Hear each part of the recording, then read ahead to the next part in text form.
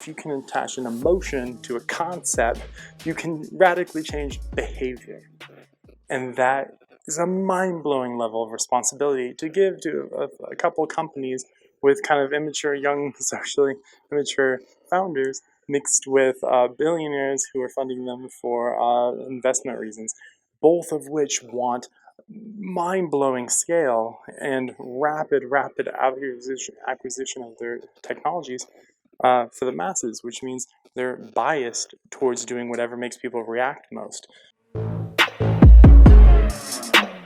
Now you're seeing outrage culture go global. You're seeing people being outraged all over the world, whether it's in South Africa or California or in Britain or in Ghana, the SJW movement, all has the exact same things. Now they call themselves like the Fallis in South Africa, and they have anti-Gandhi movements in Ghana, and they have BLM movements in America. All of these have the almost identical quotes from the media. And so if you have a mixture of global academia with literally the same textbooks all over the world, and then people graduate and they read the same news all over the world, you can create a very cohesive picture. So you can affect the emotion and the education of the masses in a global way. Sort of the day-to-day content you get that informs your worldview and makes this issue stand out or that issue stand out, and you angry about this or happy about that.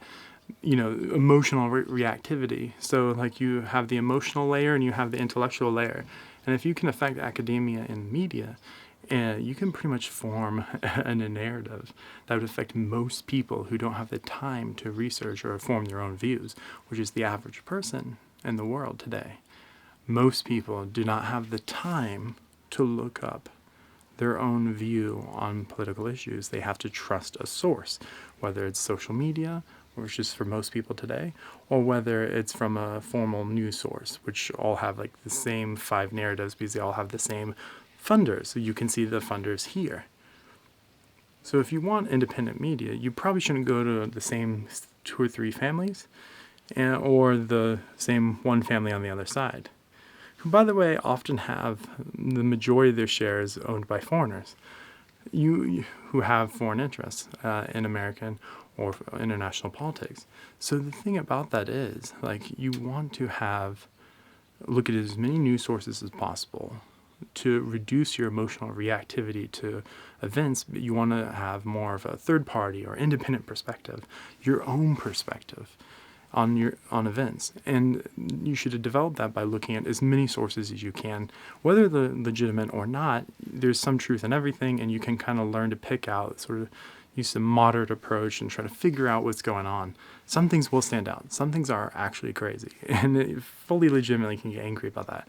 But most things are exaggerated. Most things, if you actually read through the story past a few paragraphs, that's the secret, the whole thing falls apart. And it turns out that it's not nearly as bad as you thought it was in the title. So the fact that an entire civilization pretty much doesn't read past an article title or the first photo, or that in academia they don't read beyond the textbooks, you can pretty much, between textbooks and titles, form millions of people's views on events, which never existed before. You could not do that. Most people weren't going to university who were leading countries. They were starting their own businesses or working hands-on in the field in order to actually get experience. Nowadays, they go directly into the workplace after reading a few textbooks, several hundred textbooks, which are overpriced. And then with the media, it wasn't from like the same 5 donors. It was some were government sources where they could do more independent journalism because they weren't worrying about what bleeds leads. They weren't just trying to publish things as sensational as possible just to get people to watch it. And so the emotional reactivity of the masses was much lower because they weren't being bombarded with like ad-based media or ad-based academia, which is essentially the 2 differences.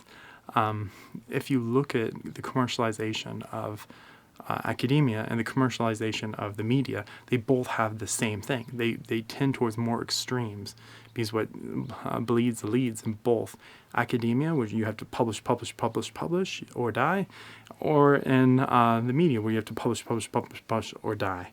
And in both, the only way to stand out amongst the bazillions of articles is with sensationalism or with a radical statement. That's why you'll see in academia studies that haven't been reproduced, that have no scientific basis, are being used as like common fact in society. Like the study, 2 years into a 10-year study, it's already published and people are talking about it before there's even a conclusion that could be based by anyone with any rational base in academia or science. So, if you want to not be freaking out all the time, limit your media access and diversify it. Limit it and diversify. Even if you're an incredibly neutral person, reading these highly sensationalized tabloid structures that are available in all mainstream media in the world today are going to radicalize you in one way or another. It's just the reality of the human brain getting too much of one kind of information. You need to diversify and limit. When it comes to academia, it's the same thing. Diversify your readings. Read non-textbook information from legitimate sources who don't be reading things without good sourcing, without rigorous study that can't be reproduced. So as long as it's been reproduced and it has good sourcing, take a look at it. And take a look at things outside. Do extracurricular reading if you actually want to be good in the area you're studying, if you actually want to know what the hell you're talking about, if you actually want to be passionate and change things. You cannot just follow the narrative. And yes, counter-protest movements are widely accepted within academia and promoted.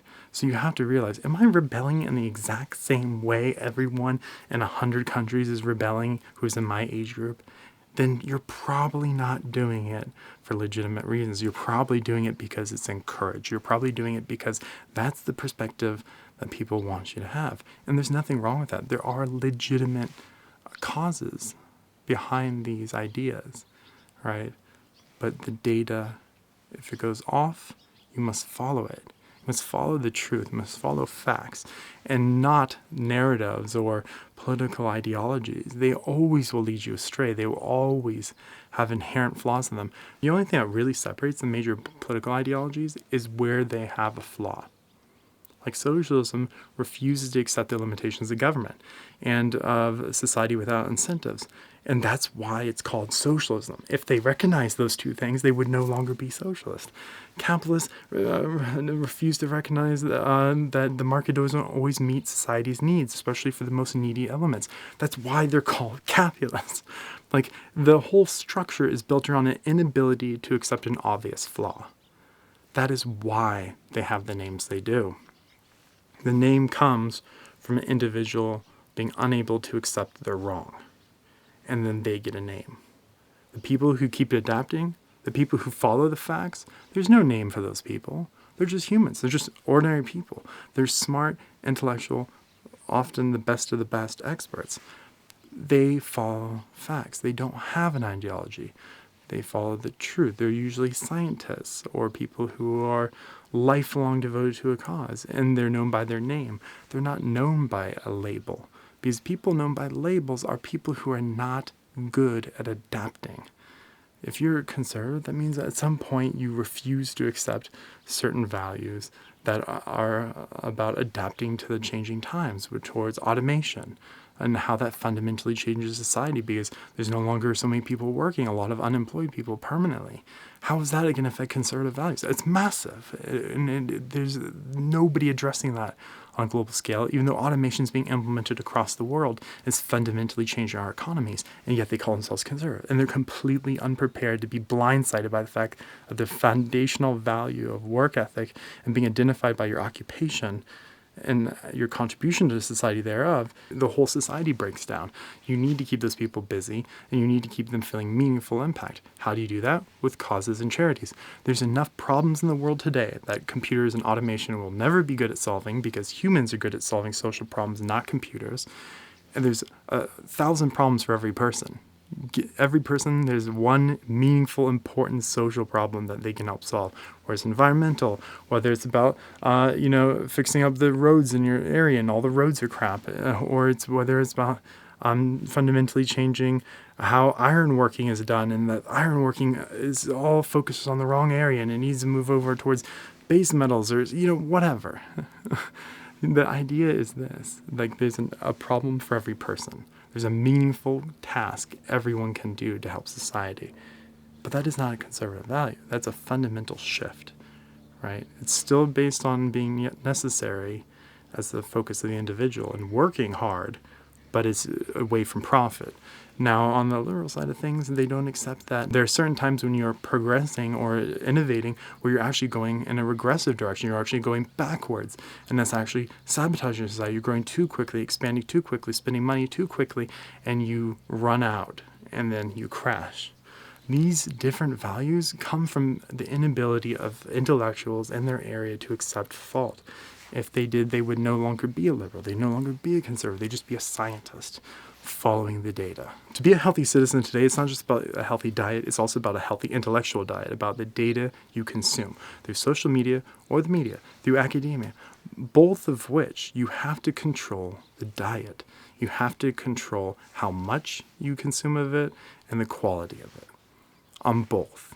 And that can fundamentally change your worldview. It can fundamentally change your experience of life. It can make it a lot more fulfilling, a lot more positive. When you start getting more inputs from society and looking at a wider, diverser context, going, hey, everything's not collapsing. My neighbors are good. My job's going well. My family's doing well. I got to check in with a few of these people. That is the natural view. That is the view of science. That is the view of facts, of taking in multiple perspectives and consolidating it to what matters, right? What is real, and not narratives, whether they're coming from the media, they want to change your feelings, from data and the way they want to change your worldview. You must resist